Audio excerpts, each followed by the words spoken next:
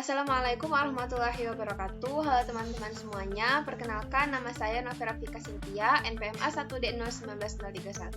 Saya dari Prodi Pendidikan Biologi semester 3A dari Universitas Bengkulu. Nah, kali ini saya akan mendeskripsikan atau menjelaskan beberapa spesies dari tumbuhan tingkat rendah yang sebelumnya telah kami lakukan praktikum atau percobaan tentang tumbuhan tingkat rendah itu. Langsung saja, disimak baik-baik. Yang pertama ada makroalga. Jadi pembahasan yang pertama tentang alga, itu ada makroalga dan mikroalga. Kalau makroalga berarti alga yang bisa dilihat secara langsung dengan mata telanjang atau tidak perlu menggunakan mikroskop karena ukurannya yang relatif besar. Nah, contoh spesies dari makroalga itu salah satunya adalah Sargassum polycheratium dari divisi Phaeophyta. Ini adalah contoh gambar dari Sargassum. Seperti yang dilihat bahwa Sargassum ini berwarna coklat, didominasi oleh warna coklat. Kemudian tubuhnya keras dan kaku, juga kasar. Kemudian talusnya bercabang, melakukan percabangan yang banyak dan ada yang berbentuk seperti daun, menyerupai daun. Kemudian pada Sargassum ini, di sela-sela percabangannya terdapat satu bulatan kecil seperti buah. Ini contohnya. Nah, bulatan kecil ini disebut juga dengan gelembung yang berfungsi untuk memungkinkan tubuh Sargassum tetap mengapung saat laut pasang atau saat terendam air. Kemudian bulatan kecil ini juga disebut dengan bladder yang berfungsi untuk menopang dari percabangan ini agar tetap mendapatkan oksigen pada permukaan air. Habitatnya di perairan dan menempel pada substrat seperti karang ataupun pasir. Kemudian yang kedua ada spesies Enteromorpha sp dari divisi Chlorophyta. Ini adalah contoh gambar dari Enteromorpha ini. Seperti yang dilihat bahwa percabangan talusnya memanjang berukuran 1 sampai 35 cm dan lebarnya 2 sampai 20 mm dan sangat tipis. Dan kemudian talusnya ini berbentuk satu rumpun berwarna hijau muda hingga hijau pekat. Sama habitat dari Enteromorpha ini menempel pada substrat di perairan pada substrat karang ataupun pasir. Kemudian ada beberapa spesies Enteromorpha yang bisa hidup di perairan yang memiliki kadar garam yang tinggi. Selanjutnya kita akan membahas tentang mikroalga. Kalau tadi kita membahas tentang makroalga yang bisa dilihat dengan mata, kalau ini mikroalga yang hanya bisa dilihat dengan bantuan mikroskop. Baiklah, spesies yang pertama ada Schenidesmus sp. Ini Schenidesmus sp ini dari divisi Chlorophyta. Ini adalah contoh gambar dari Schenidesmus. Bisa dilihat bahwa berwarna hijau, kemudian selnya dicirikan sebagai berbentuk pipih, kemudian bentuk yang elips atau bulat yang memanjang. Kemudian Schenidesmus ini dilengkapi dengan bulu cambuk. Nah, ini adalah bulu cambuk yang dimiliki oleh Schenidesmus. Kemudian alga ini bereproduksi secara aseksual, ada juga beberapa yang bereproduksi secara seksual.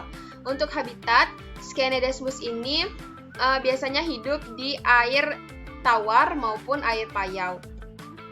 Spesies selanjutnya dari mikroalga adalah Euglena viridis dari divisi Euglenophyta. Ini adalah contoh gambar dari Euglena viridis. Bisa dilihat bahwa Euglena ini berwarna hijau karena dilengkapi dengan klorofil untuk berfotosintesis. Kemudian dari bentuk tubuh Euglena ini, daerah posteriornya lebih meruncing dibanding dengan daerah anterior. Kemudian biasanya di daerah anterior ini terdapat bulu cambuk yang berfungsi sebagai alat gerak, namun di gambar ini tidak terlihat jelas bulu cambuknya. Untuk reproduksi dari Euglena ini dilakukan secara vegetatif, yaitu dengan pembelahan biner.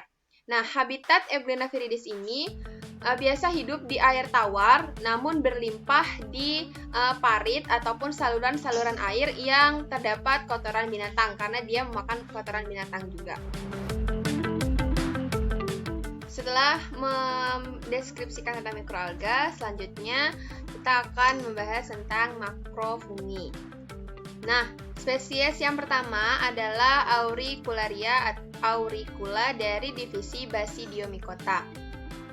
Adalah contoh gambar dari Auricularia auricula. Seperti yang dilihat, jamur ini sering juga disebut dengan jamur kuping karena memang bentuknya seperti daun telinga yang cekung di bagian atasnya. Kemudian bentuknya yang seringkali berurat-urat dan berwarna coklat dan terdapat sekat-sekat. Ini adalah contoh sekatnya dan dia berurat-urat. Kemudian terdapat bulu-bulu halus di daerah tepinya. Nah, fungi ini atau jamur ini dia mempunyai tekstur seperti jelly karena dia memang dari kelas yang memiliki tekstur jelly yang unik.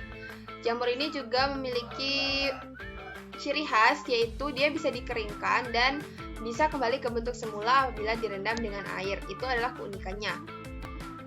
Selanjutnya adalah Pleurotus ostreatus dari divisi Basidiomycota. Bisa dilihat, jamur ini berwarna putih kecoklatan, sering disebut dengan jamur tiram karena bentuk buahnya yang mekar dan menyerupai corong sehingga mirip dengan cangkang dari kerang atau tiram.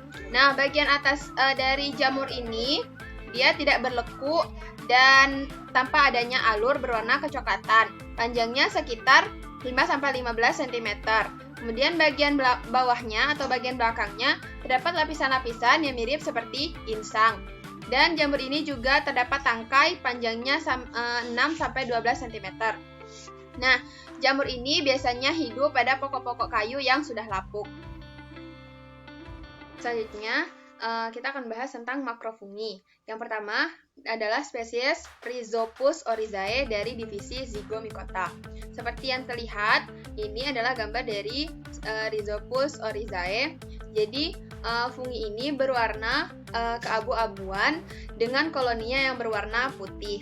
Nah, stolonnya halus dan tidak berwarna. Fungi ini juga memiliki rhizoid dan kolumella yang berbentuk bulat hingga elips. Nah, Rhizopus oryzae ini mempunyai sporangium yang berbentuk bulat hingga oval juga. Kemudian, jamur ini adalah jamur yang sering digunakan pada pembuatan tempe.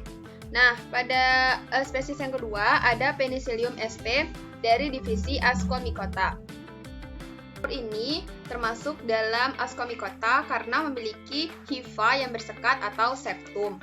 Nah, Penicillium sp ini membentuk selium dari hifa yang bersekat. Kemudian ada bagian dari jamur ini.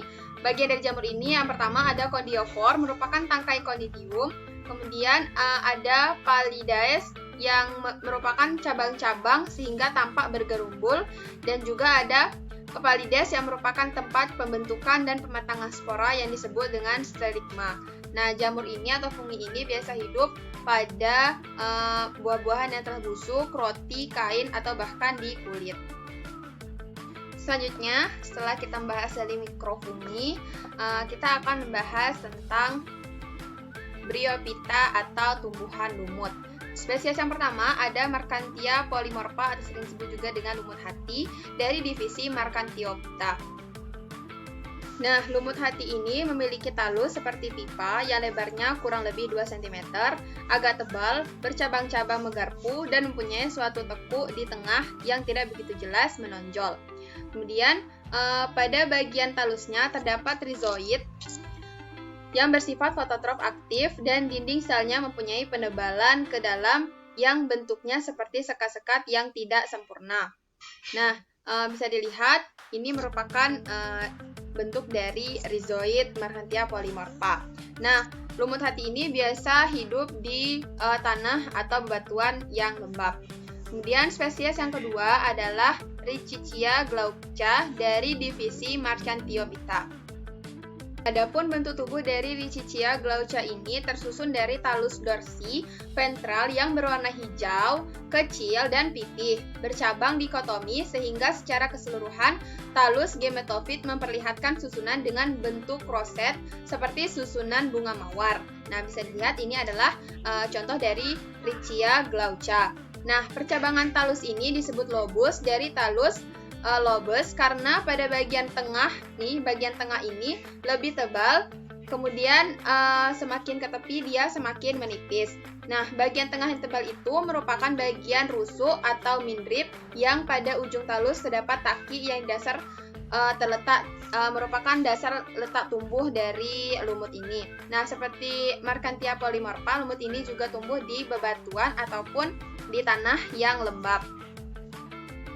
Selanjutnya, yang terakhir, kita akan bahas tentang Pteridophyta atau kelas dari paku-pakuan. Nah, spesies yang pertama adalah Equisetum himalae dari divisi Pteridophyta. Nah, ini bisa dilihat adalah contoh dari spesies Equisetum ini. Nah, Equisetum ini sering juga disebut dengan paku ekor kuda karena bentuknya yang hanya memanjang seperti ini.